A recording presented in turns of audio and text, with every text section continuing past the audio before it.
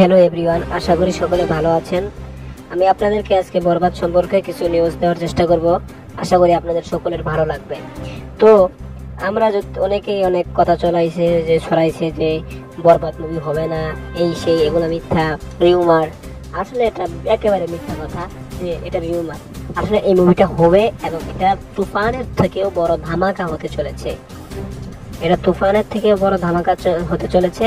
এটা দরদের যে একজন দরদ মুভির যে প্রমোশন কাজে নিয়েছে আলিয়া আর আশা, সে তার ভেরিফাই ফেসবুক আইডিতে লেখেন যে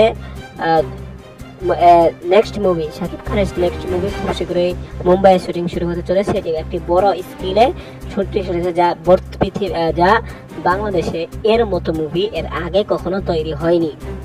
তো এখানে বিগ স্কেল ভাবে আগামী মাস থেকেই হয়তো, এই মাসে হবে না ওদের, শাকিব খান আস্তে আস্তে হয়ে যাবে দেরি, তো আগামী মাস থেকেই হয়তো এই মুভির শুট শুরু হতে চলেছে।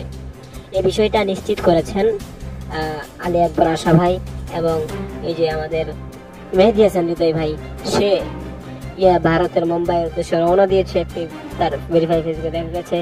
অনেকে প্রশ্ন করেছে আপনি কি বরবাদের কাজে যাচ্ছেন, তবে এটা উত্তর না দিলেও মানুষ বুঝে ফেলেছে যে এটা বরবাদের কাজে এবং ঘনিষ্ঠ সূত্র থেকে জানা গেছে এখানে বর্বরতার জন্যই তিনি গেছেন। তো আজকের ভিডিও এই পর্যন্তই, ধন্যবাদ।